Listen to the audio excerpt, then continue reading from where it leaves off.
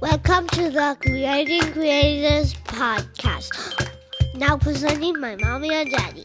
Hey there, everyone. Welcome to Creating Creatives, the podcast. My name is Roy Sampson, and this is my beautiful wife, Shelly Lloyd Sampson. That's me. And today we're going to be talking about storytelling.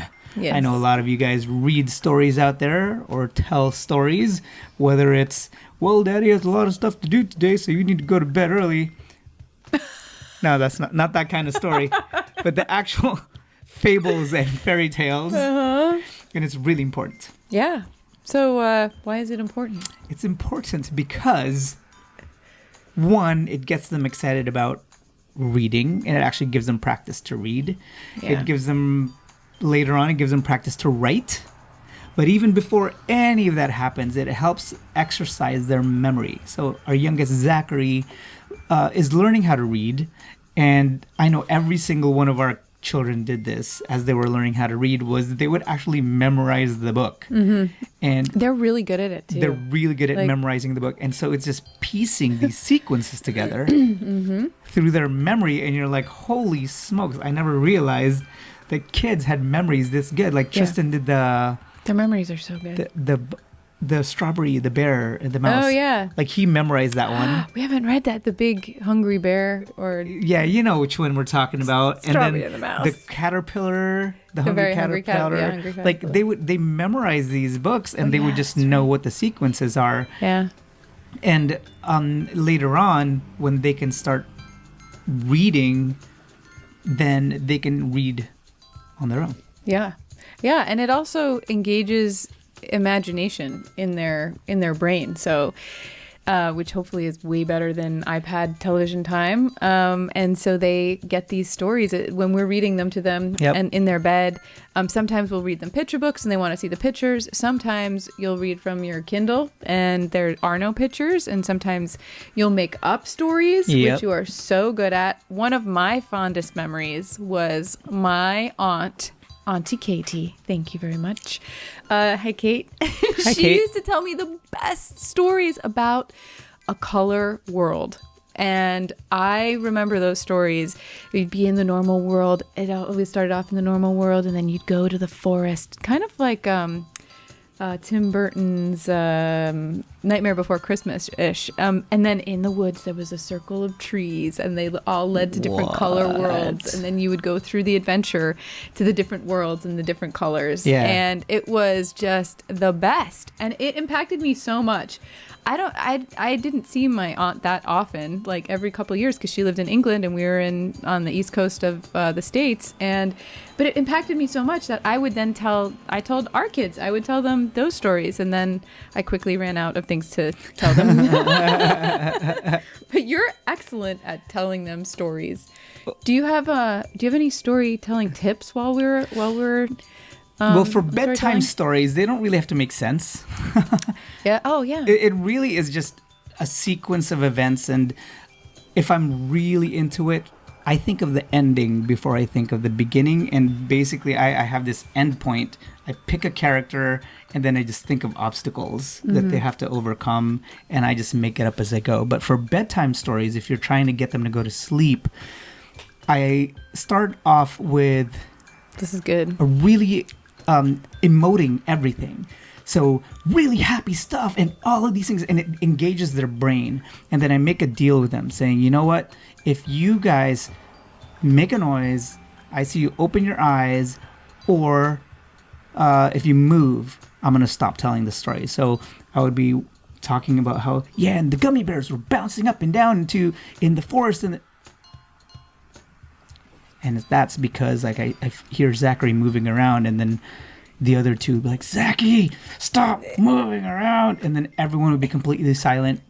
It totally engages their listening. It engages their listening. It exercises their listening skills. And So good. It's manners, right? Like if somebody's talking in class, then you're exercising that skill. So for bedtime stories, as the night goes on, the emoting gets lower and the words get farther apart. And eventually, the kids start falling asleep. And it gets easier to tell the story because the words are farther apart. I have more time to think about what's going to happen next. And another thing you do is a lot of it is description. So Yes. you'll barely say anything. You're just describing the beach or the location, the wind, the water, the sand. Like it's crazy. It's less about the events and just like filling in words. Yeah.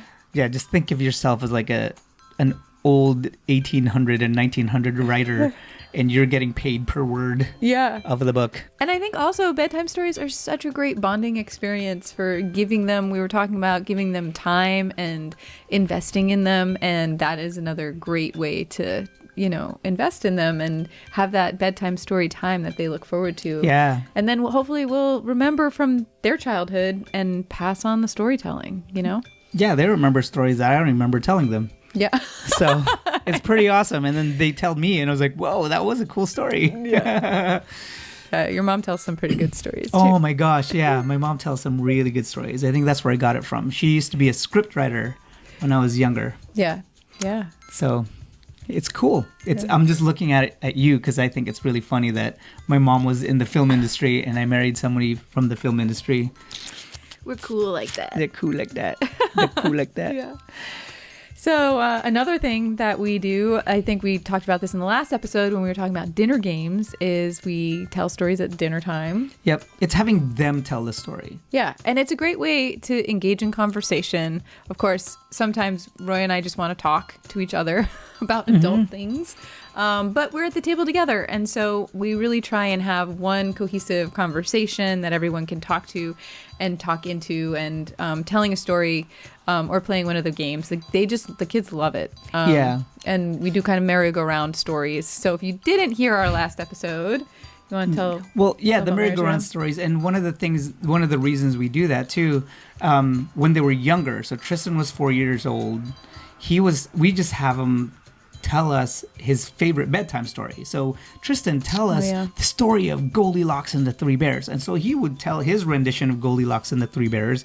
And since I do it animated, he gets all animated. And it's the cutest. And sometimes I will actually change the voices and use different accents so they can tell the characters apart. And so when they tell stories, they're using accents like this as well. And they use all these different skills that I'm just like, dude, this is really amazing to watch. Yeah. But one of the moments that stood out for me was when Tristan was telling Goldilocks and the Three Bears, and Zoe was maybe 6 months. Like, she was young, very, very young. And she would just be totally engaged with her brother. And he would say, and Goldilocks sat in the little itty bitty chair. They learned how to tell the dynamics of storytelling. And bam! Broke it. And then Zoe would just crack up. Yeah. And it's just amazing to watch her brother. Like, to him, to little kids, he is like a movie star right now. Because that's what movies were back then, was just storytelling. Yeah. And so her brother, to her, was the size of the world. Yeah. So it was really cool. So and they developed a huge relationship from that. I think, she looked up to him and expected him to tell her stories for the ever after. All the Happily time. ever after. All the time. All the time. Yeah. Yeah. Well, and it helps them piece together the sequences even before they can read. Yeah. But what it also does is they start putting together meaning, the meanings to these stories. Mm-hmm. Like, one of the things that you were saying earlier was how, like, you take the Grimm's fairy tales and it changes over time. And the details change, but the meaning doesn't. Right. So you watch the Disney version of Cinderella, she has a glass slipper. But if you look at the original Grimm's fairy tale, she had a fur slipper. pretty grim. Didn't they cut off her toes or something? Oh, I don't know. Yeah, I think it got gross. Anyways. I think it was the stepsisters' toes that got cut off. Oh, yeah. Oh, yeah. They cut off their toes trying to fit into the... Yeah, it was just pretty gross. However, the meaning was still the same, even though the story is no longer gross. Right. Yeah. Yeah, and we do, it's, what do you call it? Merry-go-round stories. Like round and round the table. Round and round the table stories. And one of them, somebody will start it off. Usually we have somebody that's like, I want to start it off. And if not, Roy or I will start it off. And then we just say a section of the story, open it up, and away we go. Yeah, once upon a time, there was a little log. The log grew legs and started walking through the forest and fell inside a lake. And then a giant picked it up and threw it into a castle, where it passed through a magic cloud and turned into a prince. Yeah, see, we can do it. You can do it too. It can be good. Random. Yeah, that was really good. I wanted to keep it rolling, but I didn't want to waste your time. You don't want to hear that story. We'll save that for the book. Save that one for later. Yeah, so it helps with the creative thinking. Like, as creative as that was, as ridiculous as it was, it really helps you, one, get your the right side of your brain going, because you're trying to create these things, and then the logical side of your brain, because you have to make sense of what happens before and what's going to happen next. Yeah, connect the events, which is something we practice when we read actual books with them. Or what I do is, so I'll have a book, we'll have story time, whatever, show them the book cover, and I ask them, what do you think this book is about? And it will have a picture of, a bear. And try to judge the book by its cover. Try to judge the book by its cover, because it's really good. It's good for creative thinking. It's good for having them figure out what the book might be about. It builds suspense. And looking at the title, showing that like the title might have something to do with it. The words in the title, the pictures might relate to the title. Obviously, some books are a little more fun to do this with. Others are very obvious. And then we'll start reading through the story. And when we get about halfway through the story, just about at the climax, I'll ask them, what do you think is going to happen next? Or if there's one of those stories where it's like, whoop, and then like lots of mini climaxes, I always ask them, what do you think is going to happen? And then they get, the first time we do it is the best, because they always have so many different ideas. And then as we've read it, then they obviously know what's going to happen, especially if it's a frequented book. But it's really good to ask them and get them to think of the different possibilities of that could happen from the problem that they're in. It's like problem solving. Yeah, because most stories are about somebody who has a problem and how they overcame that problem. And that's the only thing that basically everyone shares, is that we're always going to have problems. And being able to, I guess, tap into the fact that there's different possibilities, different outcomes that you can imagine that may not be how the ending actually is. Yeah. It's something that I've been reading. I read a lot of creative thinking books, and it was something that was mentioned in the book to practice as an adult as well. Yeah. So when you get halfway through the book, or when you get to a point where you're like, what's going to happen? Actually stop and think what's going to happen, and like come up with what's going to happen in your mind, and then continue reading it. And it's a crazy thing to do, because you have to consciously stop, but it's such a great brain exercise and creative thinking and thinking outside the box and expanding your imagination, especially as adults. I feel like sometimes we get so in our ways that we forget. The perfect example is right now with coronavirus and schooling, and just there's so many. It's a perfect creative thinking opportunity for how we can solve that problem. But so, anyways, we're trying to raise. Well, I think you do that all the time, anyways. When you do.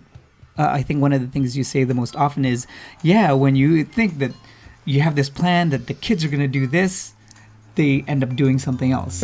Right. So it's being open to those different possibilities. And as a parent, you're going to have to, because you're going to design these activities, and you're going to think that your child is going to love or hate this birthday party idea that you've set up for them, and then the opposite ends up happening. So it's a good exercise as parents to be able to just roll with the punches of what the kid gives you and always end up with a happy ending. Yeah, actually, I think that's kind of how we play a storytelling game with the things in a bag, and I think it kind of developed from one of those scenarios where we were in their room and they were like, it was just a crazy mess, and I started putting things away, and Zoe came up, I can't remember who it was, but let's say it was Zoe, and they gave me a bag, and it was like filled with some stuff, and I was just like, this stuff doesn't go in here. And then they're trying to put their toys away, so they just throw them all in one bag. Yeah, and so I kind of caught myself and was just like, oh, it was stressful. And so then I sat down, and I think I had read somewhere something about storytelling through bags, I don't even know. But it was a crazy opportunity that presented itself, and now we have the She's storytelling. like, all right, everyone sit down. Everyone sit down. And so they sat down. We're like, we're going to play a game. Yeah. So once upon a time, and then she sticks her hand in the bag and grabs an object. And it was like a Lego person. Yeah. It's like there was a little man named Bob. And he was going through the castle. And then, Tristan, stick your hand in the bag. Yeah. And Tristan sticks his hand in the bag and pulls out a lion. Yeah. Lion as in roar lion, not like a lion. And then a lion was wandering outside the castle. And it goes on and on, so the next person will stick their hand in the bag and add on to the story. Yeah, it's a great, it gets their attention. There's so many different ways to play it. You can play it where you're the one, if you have really young kids, you could be the one pulling the objects out. Of course, they'll probably want to pull them out if they're younger, show you what the object is, and then you tell the story using the objects, which is great exercise for you in creative storytelling. Or, like you said, you pass it around and everyone gets their turn. Or you can even go a little bit more abstract. And we did this once with Tristan put in these different blocks. He wanted to do it. So Lego blocks. He put in these. No, they were like the shape blocks. Shape blocks. Yeah. And he put them in. The bristle blocks? No, they were like the where you have the holes in the container. Like block blocks. Got it. And you put the like triangle into the triangle hole, the circle into the circle hole. And they were different colors. And I was like, okay, how are we going to tell a story with these shapes? Yep. And we Never put them underestimate the kids. Never underestimate them. He came up with a story about this block that had different powers. The red block was fire power, the green block was grass power, and the blue block was water power. And he had this whole story, and I was like, whoa. It was so good. So now we play that game, kind of, level up challenge. We love doing level ups and challenge and all these things. So, but that's a fun game to get them engaged. Yeah, and one of the things that telling stories at the dinner table too, whether it's like make-up stories or story games, is you're really starting to exercise and get him used to just talking at the dinner table. Like, we don't want to just sit there and have iPad time or do whatever we want at the dinner table, and then 14 years later, 15 years later, they're teenagers, and you expect them to have conversation at the table. It's not going to happen. Yeah. Like, what they are in the future is going to be a sum of the things that we consistently do with them every day as they're growing older. So storytelling practices that just tradition of talking to each other at the dinner table and allowing other people to talk. So it's like, okay, I said my part, your turn. Let someone else say their piece. Instead of just yelling at each other. Yeah, which still happens. Screaming and yelling. It's like, no, my turn to tell the story. But we're working on it. It's getting better. Stay tuned. It's getting better. No, it is. It really is. And when you see that progress, it's amazing. It feels so good. Yeah. And they make way for each other. Yeah. It's like, what do you got, Zoe? Or even when one of them gets frustrated because they can't come up with something, then they start encouraging each other. Yeah. And start giving each other ideas. So it's really cool. Yeah. Yeah. So another thing we do is journaling. We're doing summer journaling right now. I have a little printable pack that will be available in my store shortly. I'm pretty excited about that. It's just not going to undersell it, but it's a cover that you can get for a composition book. And we have a composition book where I'll link to it when I post it in our blog. The top part is a blank space that they can draw, and then the bottom section is writing. And so I didn't want to overwhelm them with summer, but I really want them to keep writing and practice that creative thinking, practice that writing, because they need to practice spelling and actually holding a pencil and writing things. And so I have a really cute cover for the book that you can put over it, so it looks adorable. And then I have like 4 pages of writing prompts. And this is the thing that was, and we're doing it. So I wanted it to be stuff that I wanted to write about. Kid-tested, mother-approved. Yeah. And so, it'll be anything from inventing. So we do lots of invent a robot, or invent another way of communicating, invent an underwater sport, they did today inventing new game that's never been made. And so they wrote about it. They were all so excited. And that was awesome. Yeah. And even Zachy, can't write very well, so I was helping him write and practicing because he's going to have to journal in first grade. And they all got so excited that they wanted to share everything afterwards. At the dinner table. They table. shared all the different games that they made up. And then later on, they rated it. Yeah. So how would you rate Zachary's game? It was like super puppies. How would you rate Zachy's game out of 5 stars? And so we went around the table. Adorable. Yeah, it was really fun. Yeah, they all had totally different games, and it was great. So we have a lot of that. And there's some pretend, and yeah, a whole bunch of different, as well as like gratitude, happiness, goal setting. So the how-tos are going to be fun. We have some like how to make toast, as well as how to be kind. Those kind of juxtapositions to really just get them thinking, you know? Yeah. But the storytelling will be fun with a journal, and it'll be a great keepsake for later on when you get to look back at the things you wrote. Like, that's another huge reason I wanted to do it. So yeah.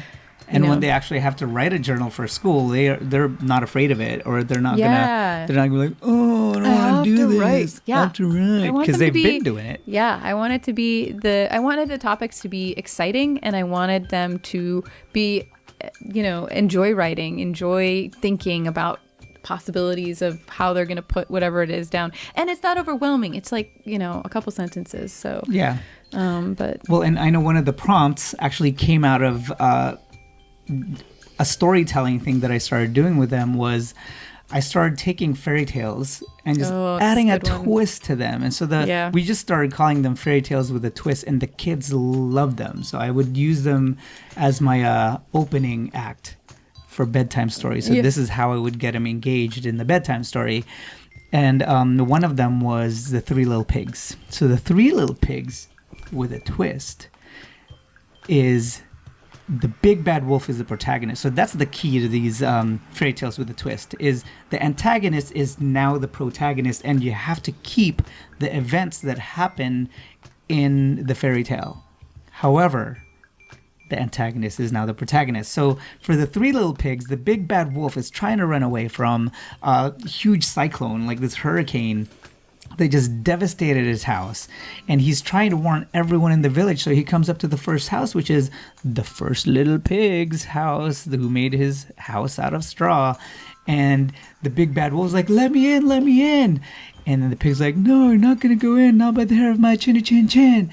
And then the big bad wolf's, come on. And he huffs and puffs because he's like, the thing is getting closer, the cyclone's getting closer. And then he just dodges it and books. And then the cyclone tears down the pig's house. And then he runs to his next brother's house, and he just passes up the wolf because the wolf is tired from huffing and puffing, and he's already been running away from this thing. And then it just goes on and on and on. And at the very end, the wolf gets to the brick house and hides in the chimney and was safe. And he was saved from this hurricane. And then he ends up thanking the pigs, and they end up becoming good friends.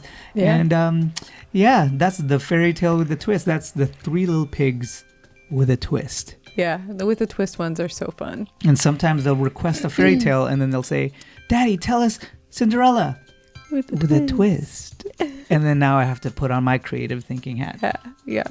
And it's really cool. And it's really great for them, too, because they get to see other perspectives, and perspectives are so important to understand that everything is not seen from your perspective. Your perspective is unique to you. Mm-hmm. And so what is, it would be a really great exercise, probably a boring one for them, interesting for me to go through and see everyone's perspective on those stories, And sometimes they do that in movies, you go through and you see the same story through the different people's eyes. And I think especially in today's age, it's so important to understand different people's perspectives. Yeah, but what I love about the fairy tale with a twist, and the rule about taking the antagonist and making them the protagonist, is that it really helps you think the best of people. Mm-hmm. And I know for me it becomes really helpful because everyone writes emails.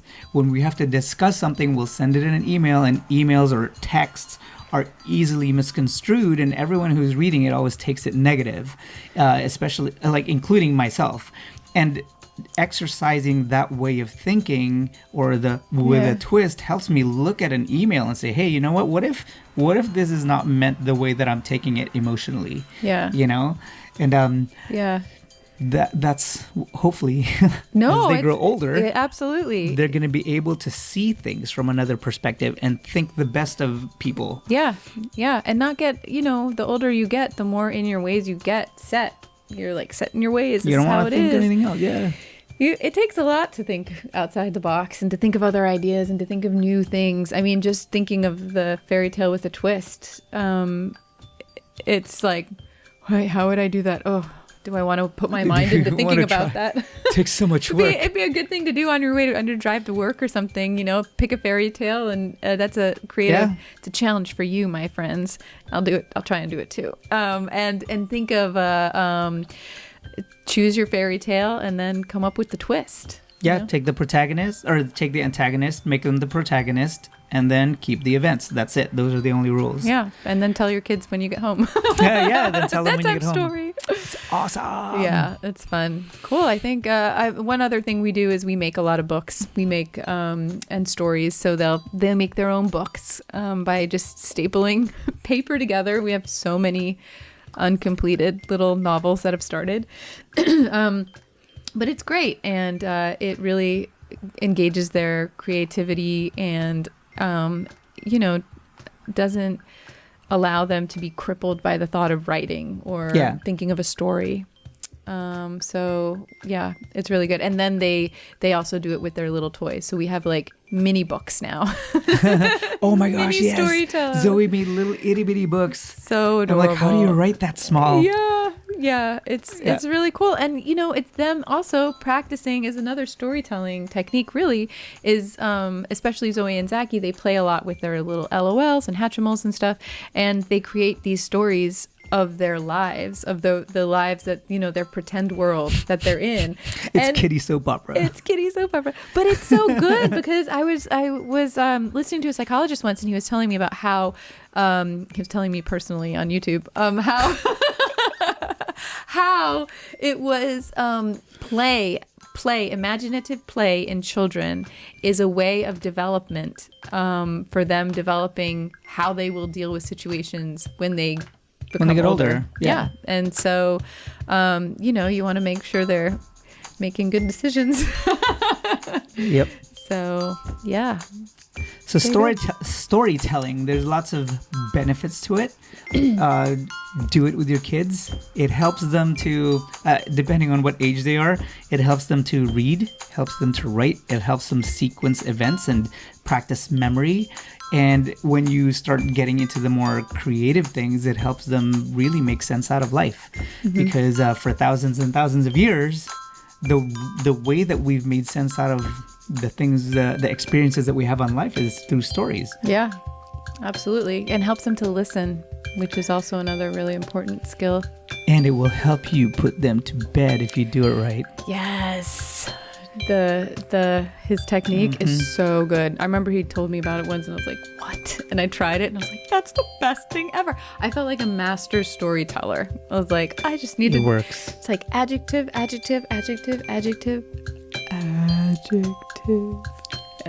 Anyways. Cool. Well, hopefully we didn't put you to sleep. Don't forget to hit like, subscribe, and share the podcast. And if you are listening to us on one of the actual podcast applications, please give us a 5-star rating to help other people like yourselves find the podcast. Yes. Awesome. Thank you very much for joining us. Once again, I am Roy. I'm Shelly. See you next time. Bye. Thanks for tuning in. See you next time.